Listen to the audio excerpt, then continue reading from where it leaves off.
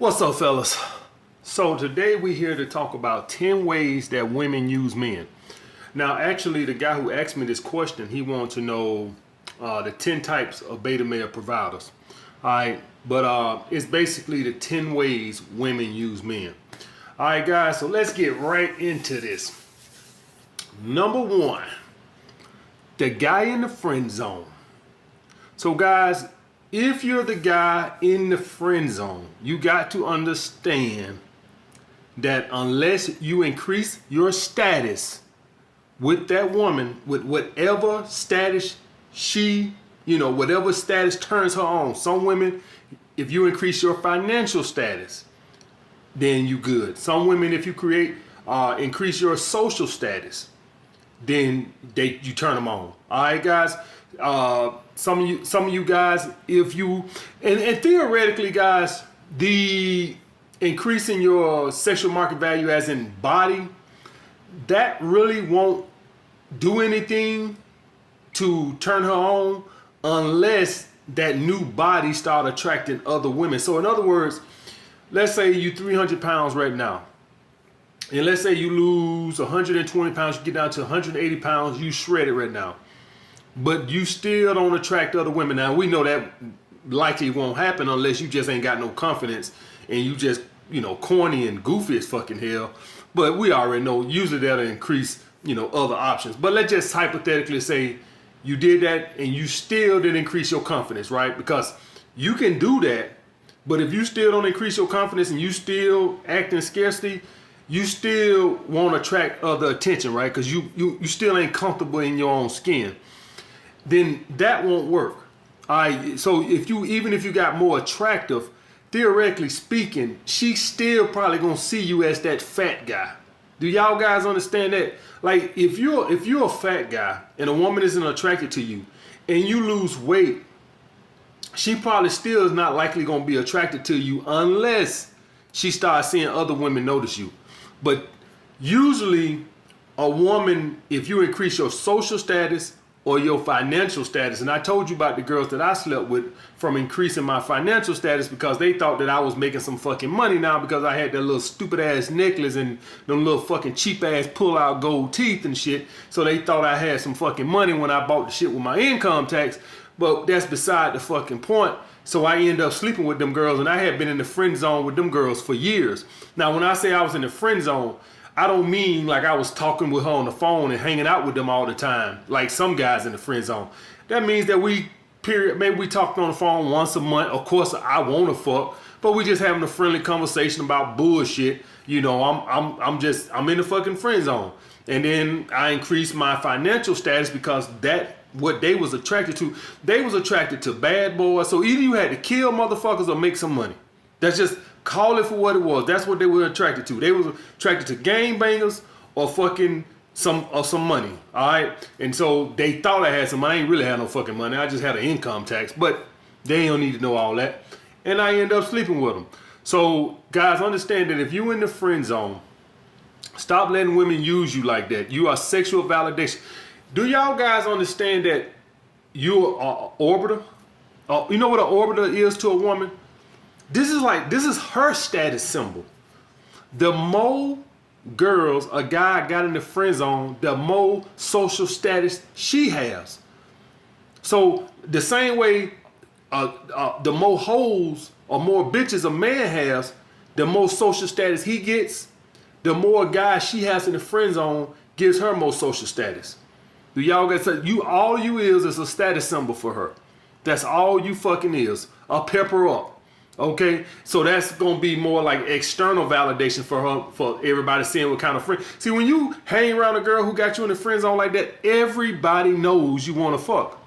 I'm telling you, maybe if the bitch is 400 pounds, maybe nobody thinks you want to fuck. But theoretically speaking, guys, everybody, your friends, her friends, your mama, her mama, everybody in the neighborhood knows Michael wants to fuck Sharon. But Sharon has friend zone Michael. You ain't fooling no fucking body. And this ain't just for little kids over here. This for grown ass men. You got grown ass men over here, 40 years old, right now in the friend zone and don't fucking know it. With this little platonic friendship, she ain't your fucking friend. She ain't somebody you can call on when you needed some trouble or something. You just trying to sneak in the fucking back door, which never fucking works. Okay, guys? She already, and she'll sit there and play naive like, oh, she know you want to fuck. She fucking know. You know, I was watching this 50 Shades of Grey, and I was watching that with one of my chicks, and I actually recommended that movie to you guys to show you female nature and shit. And she, at the beginning of the movie, I said, okay, I get this movie. She's supposed to be super hot. You see how she got guys in the friend zone? And she was like, no, I don't think so. And I said, those dudes are in the fucking friend zone. And sure enough, it comes out later in the movie that she's supposed to be this awesomely gorgeous woman. And I said, I told you. I told the girl, I told you. Now, to me, she wasn't that gorgeous, but the movie was portraying her as this gorgeous woman. That's why she had guys in the fucking friend zone. So that was a cue to me, as into seeing how many guys she had in the friend zone as a symbol of her beauty. Do y'all guys understand that? So when a woman got 10 guys in the friend zone, that's a symbol of her beauty. That's all it is. That's why I took the cue from the movie that I said, okay, she's supposed to be awesomely beautiful because she has guys in the fucking friend zone. That's all you are, guys. All right? A status symbol for her. Number 2, guys, and if you are providing validation and attention, all the other shit that guys in the friend zone provide. Number 2, social media follower. You're another status symbol. Do y'all guys understand that? The more followers a woman has, the more beautiful she is perceived to be. Because we know why you guys are over there following her. You damn sure ain't over there to get no beauty tips. You are over there validating how beautiful she is. I go and I look at girls, pictures and shit. I do not follow them. You is not getting that validation out of me. Do y'all? I look at the pictures. I don't even look at the videos. I don't even want you to get that view count. I look at the picture. Damn sure ain't finna like it. Damn sure ain't finna comment on it. You ain't getting that validation out of me. Period. So yeah, I'll look at your pictures. I like looking at some ass. Ain't nothing wrong with I ain't finna follow your ass. I damn sure ain't finna hit like, and I ain't finna fucking comment. Alright, you gonna give me some pussy? Okay. No fucking like. You suck my dick, maybe I'll start liking some of your pictures. That's the way it's an even trade, goddammit. Alright. Number 3. The guy in the friend zone who she's attracted to. So, as being a dating coach, you get a lot of emails and you see a lot of shit that comes from guys. One thing guys don't understand, they'll have a girl, they'll actually fuck her from time to time, but then they can't get up with her. And then they wondering, what the fuck going on here? You are the plan B guy. That's what you are. Now, being the plan B guy, sometimes she'll fuck you, sometimes she won't. This will be the woman that she'll initiate contact with you, right? And you know she's attracted to you, but she won't set a date, right? She actually finds you attractive. She actually wants to be with you, but she don't want to meet up with you yet because whatever going on with this situation over here, she's trying to see how it's going to play out. So she'll actually, this is what, see, the difference between how you know you're the plan B guy is the woman will actually initiate contact with you if you never even initiate contact with her.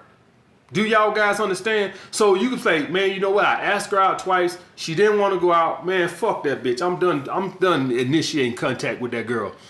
This is why I tell you guys to never block these girls' number. She is, this situation she's on, she's trying to see if it's going to go, but you're next in line. That's why she's trying to stay in contact with you. Sometimes, I'm not going to lie, sometimes a woman could be just toying with you, right? I get that. So some of you guys might say it ain't worth it to me, whatever. And what I say is, guys, y'all guys got to have some emotional control. All right? I got all these fucking credit cards in my fucking wallet. All right? And I only got 4 in my wallet, and I got the rest of them in my closet.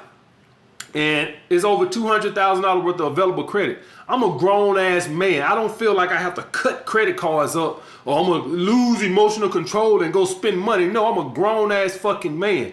And if I got a girl that won't set a date, I don't need to block her because she playing with my emotions and she getting me all riled up. Fuck that shit. I'm a grown ass fucking man. Okay, I'm a grown ass man. I don't gotta block a girl number and I don't gotta cut credit cards up or I'm gonna go spin it. You guys gotta fucking learn how to develop some discipline. Okay, so the reason I tell you don't block these girls is that shit with that situation she got going on, she might be going through that for a year. But you're next in line. Okay, so you're the plan B guy. Fine, all you're doing is providing security for her. But she is still using you. She's still using you for the security. Alright? So when this goes bad, I got this guy over here. Alright? Actually, even though you providing something with the woman in this situation, it's no effort on your part. What I tell you guys in a situation like this, never ask her out again. Okay? And don't talk to her. So let's say she texts you right out the blue. Hey, she just hit you out the blue. Hey, how your day going? Hey, it's going great. How's yours? Oh, it's going great. Just want to see how you doing. What you got? Well, blah, blah. She's just making small talk, right? Say, oh, yeah, man, blah, blah, blah, blah. Whatever little small talk. She's trying to make some small talk. She might be talking about politics. She might be talking about doves flying. Who fucking knows? She's just trying to make small talk, right? Just to make sure you stay in the orbit just in case this shit go bad. And what I tell you guys is, tell her, hey, well, I'm got to get back to work, but enjoy your weekend. I'll catch up with you later. And the reason why you want to do that, because now you don't want to provide that attention to her. You don't want to give that to her. You got better things to do. She ain't trying to set no date. So, okay, boom. But you don't block her simply of the fact that a lot of times that you're going to be the next man in line. And I done fucked a lot of girls like this. And sometimes it's done took a year or so. But it's no effort on my part. I'm not trying to initiate contact, and I'm not asking you out no more. All right? So that's the situation there. But you are the plan B guy. And for all you guys want to know, well, how I know I'm the plan B guy, because I know all you guys are now going to think you're the fucking plan B guy. You're only the plan B guy if she's initiating all the fucking contact. All right? That's when you know you're the plan B guy. All right? When if you have initiating contact with her and shit like that, then it could be just a simple fact that she just like talking to you when she bored. That's what I've seen with me being the plan B guy. Number 4, guys, cat calls. Now, y'all guys got to understand, man, women are so, them little fuckers clever.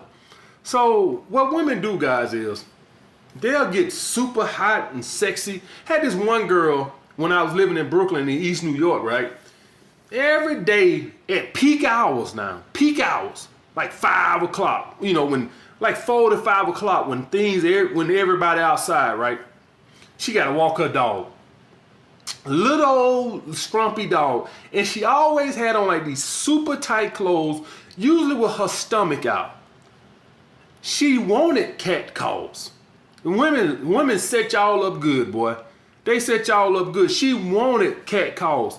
Listen, guys, do not do cat calls. What do I call cat calls, guys? Immature approaches. That's not really an approach. You just giving away free validation. That's all you doing. Just free fucking validation. All right? And what I mean by that is she's walking down the street and you just, ooh, hey, mama, blah, blah, blah. We all done it, right? Well, you really ain't trying to make a manly approach. You just throwing shit to the wall. That's why I don't like immature approaches, right? It's like I'm just throwing shit to the wall and hoping some shit stick. I'm not gonna go up and make a manly approach, right? And she can't take that shit serious. What she gonna usually do is she'll turn around and smile and blah blah blah and keep walking down the street, whatever. And what she trying to do is get a lot of these to build up her self-esteem. Never do that. You know what I done got to doing, guys? I really only like to look at women in public is when they don't see me. If I'm walking, unless I plan on talking to her now. If I plan on making an approach, then I'll make an approach. But if I don't plan on making a fucking approach, I don't even let them catch them, let me see them staring, looking at them. And I give y'all guys a good example. Women do this too. Any of you guys who got a real nice car, right?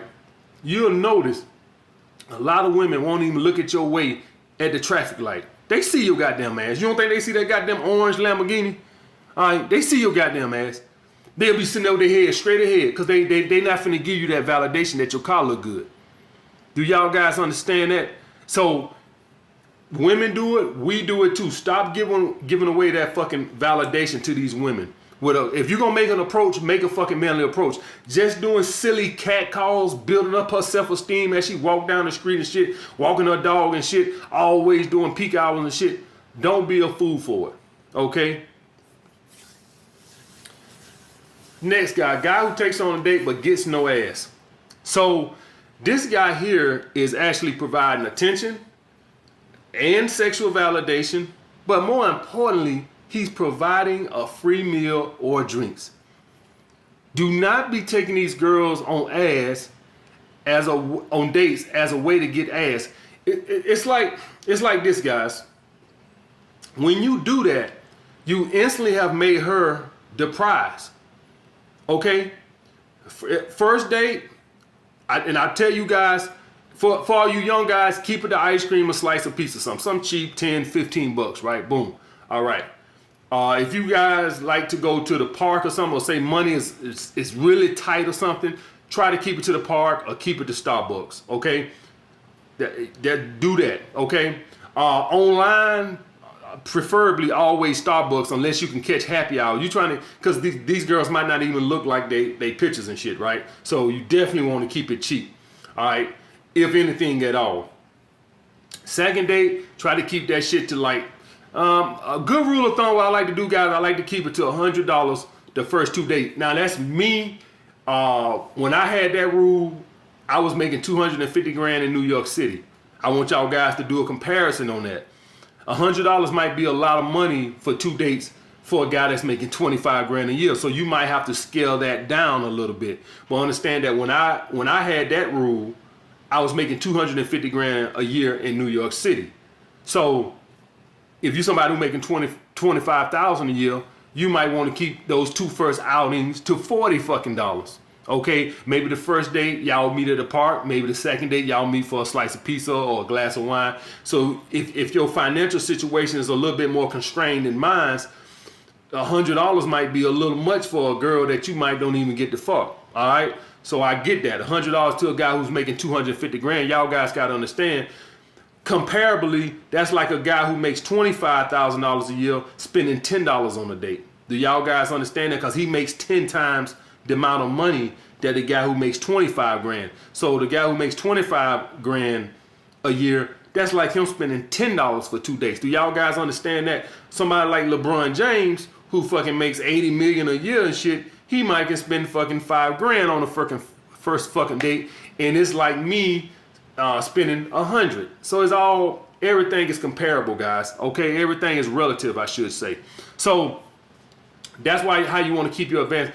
What you'll have is some of you guys get in this habit of where you're trying to win the woman over with the dates, and that puts her as the prize, and I don't like that. You already set the tempo for what the date, so it's about her. She's the prize. You're trying to win her over. Do you think you're gonna ever get her to submit? You're starting out as a beta male provider. Like I tell you guys too, we fuck them hoes too. We just ain't, listen, if you want to think I'm a beta male provider, fine. But I'm actually not trying to do no fucking providing. It's a big fucking difference. So when you start out like that, trying to come out as a beta male provider, what ends up happening is she treats you like a beta male provider. And so she makes you wait and wait and wait and wait. This is why I tell you guys about the 3-day rule. This is why I tell y'all guys to keep your investment cheap as you can the first fucking 2 dates. If you somebody who don't make a whole lot of money, the first outing should probably be free. Probably the park, probably Starbucks. The second date, probably a couple glasses of wine. You need to try to keep it cheap as fucking possible to keep your investment. First of all, it shows her you're not trying to win her over with your wallet. You're letting her know already you're not of higher value than me. That sets the tempo for where everything is, and she's gonna treat you as such. If you start out as a beta male provider, she's gonna treat you like a fucking beta male provider. Next, guys, guys who takes on dates but get ass. So this is the situation, right? So you still providing, you just get something. So guess what? This might be a woman that she just wants attention, a good hot meal. So when you go this route, these are usually going to be extravagant dates. These are not going to be your typical cheap outings. This is when the woman tells you, what are we doing? And when she asks you, what are we doing? You know it better be something good and grand. Okay, because she's treating you like a beta male provider, as in, okay, if you'll get some ass, okay, that's fine, but we gonna spend $300 tonight hanging out. Do y'all guys grasp that? For all y'all guys know I like to go on dates with girls and stuff like that. The difference between me and that is that I don't have to.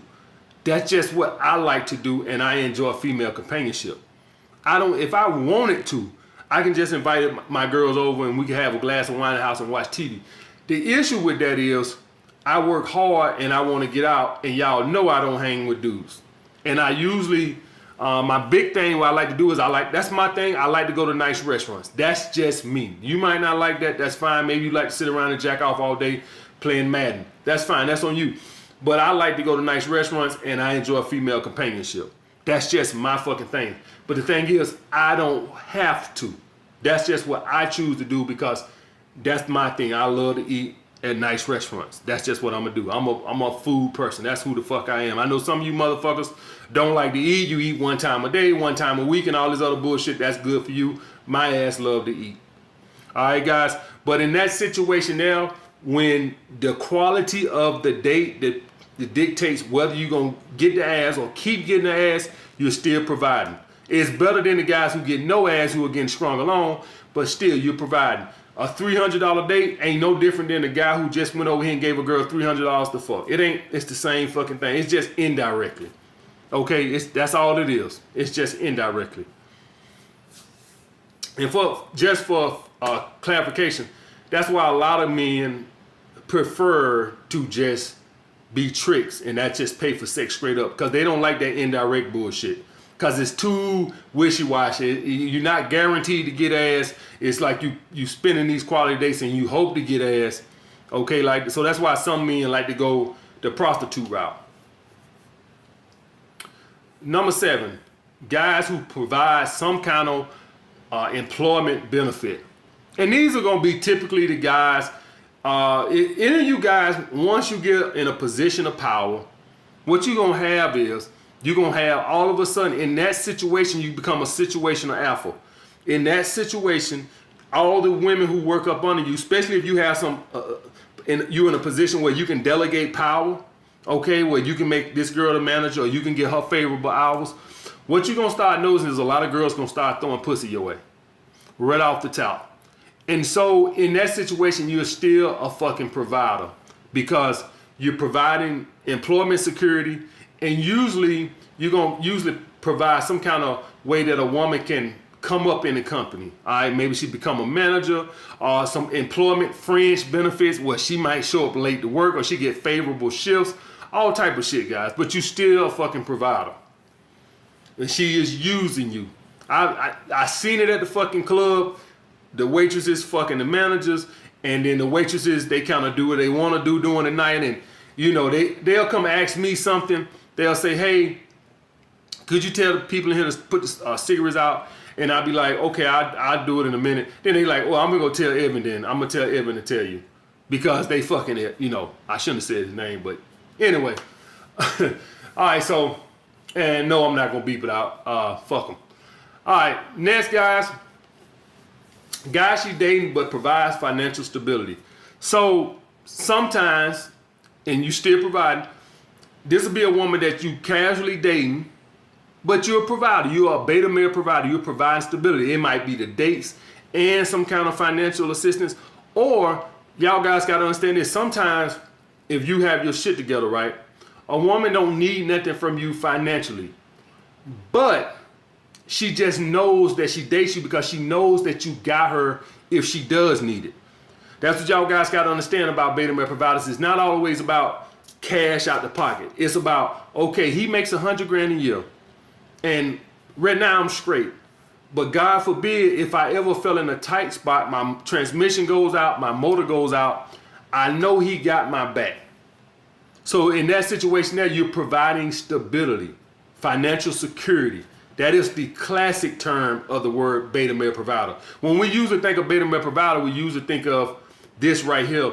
But the other ones, as y'all see, this providing validation and attention and all that other shit, you still are a provider, guys.